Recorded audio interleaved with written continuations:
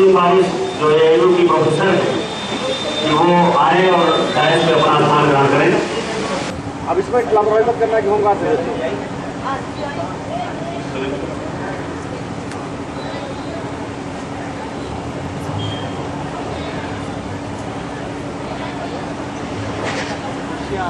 प्रतिभागियों का, श्रोताओं का पुलिस परिवार की ओर से SSP साहब ने स्वागत किया। उसी परंपरा में सांकेतिक रूप से मैं यसो महिला थाना से अनुरोध करूंगा कि मंचासीन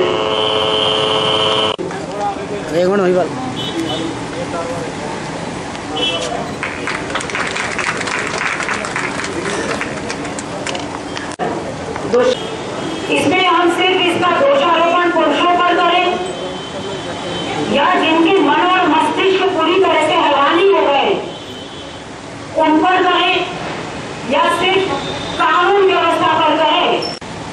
बात सिर्फ यहाँ है, हमारे दिल में अभी भी मदना बैठी हुई है जो भयभीत है।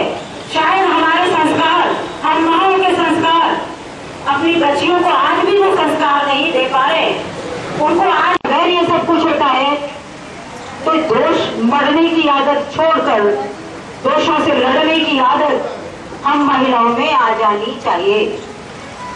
आखिर हम कहाँ मजबूर हैं? हम पुत्रियों को जन्म दे क्यों नहीं सकते? 40% नारी है, जिसमें रोजगार में महिलाओं का जो प्रतिशत है वो 34% है। 8% महिलाएं संसद में, 7% महिलाएं सरकारी नौकरी में कार्यरत हैं, वहीं 20% सिविल सेवा में है और 41% एक जो शिक्षा कार्य है उसमें लगी हुई है। बहुत अच्छा लगता है देखकर कि हम प्रगति कर रहे हैं, धीरे धीरे ही सही लेकिन विकास हो रहा है।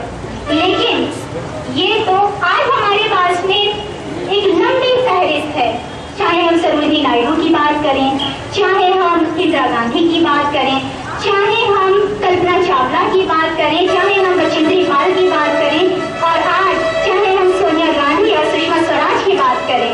हमारे पास एक लंबी फहरिस्त है जो दिखाती है कि नारी सशक्त हो रही है। लेकिन ये तस्वीर का एक पहलू है, कुछ ऐसे सियाह पन्ने भी हैं जो इस संघर्ष की लड़ाई में दिनों दिन जुड़ते चले जा रहे हैं। हम जानते हैं कि समाज में एक बड़ा तबका ऐसा है जो औरत को अपने सामने खड़े होने की इजाजत आज भी नहीं देता। वो बर्दाश्त नहीं कर पा रहा है कि औरत उसके सामने खड़ी हो रही है और सारी दुनिया के रंजो गम देकर के अब मुस्कुराने की बात करते हैं। महिला का जीवन जो आज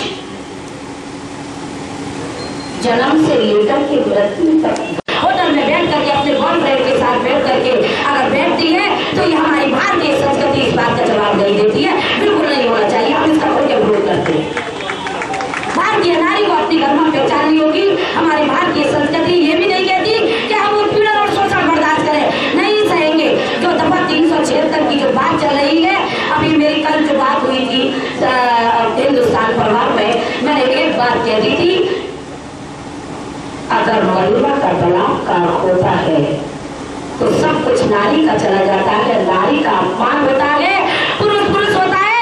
ये दफा 376 का हम खुल करके विरोध करेंगे। अगर दफा 376 लागू की गई तो ये महिला का अपमान होगा, किसी भी कीमत पर हम बर्दाश्त नहीं करेंगे। एक महापौर आंदोलन के लिए सड़कों पर उतरेगी, ये हमने कोई काम कह दिया। एक नारी होती है, उसका माहौल बनाया जा रहा है। दफा 376 का क्यों लागू होगी? पुरुष का क्या बिगड़ता है? क्या पुरुष को मतलब ये 376 पुरुष को लगनी चाहिए? ये कहाँ से किसने कह दिया कि 376 महिलाओं पर भी लागू होगी? ये बहुत बुरी बात है, नहीं होना चाहिए इस बात को। बस केवल मैं ये कहती हूँ कि जो एक तरीके से मेरी बहनों, आप अपने आत्मविश्वास को जगाइए।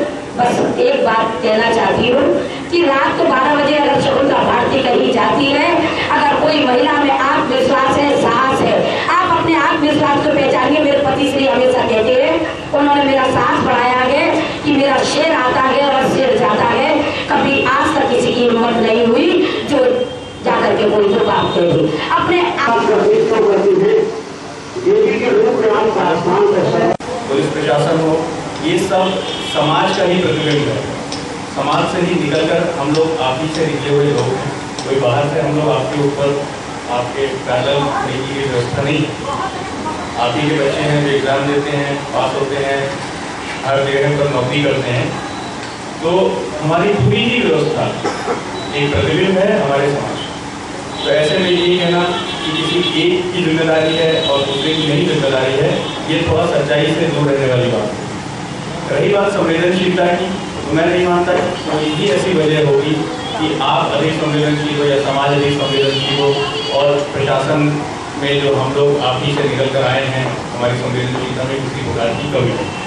ऐसे में मेरा बस एक ही आपसे अनुरोध है कि भविष्य में हम लोगों को एक बड़ी लंबी लड़ाई महिला सशक्तिकरण और उनके अधिकारों के लड़नी है और साथ रहकर ही लड़नी है। ऐसे में अगर हम बार बार ये कहेंगे कि इसमें पुलिस की कोई कमी है या इसमें किसी की भी कमी है, तो ये एक हमारी सोच के दायरे को, हमारे देखने के दायरे को बहुत सीमित करने वाली बात होगी। इससे कि हम उस समस्या को एड्रेस नहीं कर पाएंगे और हमारे लिए सबसे जरूरी है उस समस्या को जो आज विकराल रूप एकदम ले चुकी है। क्यों ऐसी स्थिति आए कि एक बहुत बड़ा कोई इवेंट हो, कोई बहुत बड़ी दुखद घटना जब देश में हो, तब उसके बाद हम लोग आगे इस तरीके की बात करें। क्यों नहीं ऐसा ये हमेशा चल सकता है। तो ऐसे में जरूर कहीं ना कहीं कोई कमी समाज के हर वर्ग की रही है, हर वर्ग की रही है। उसकी रही होगी लेकिन समान रूप से सभी की रही होगी।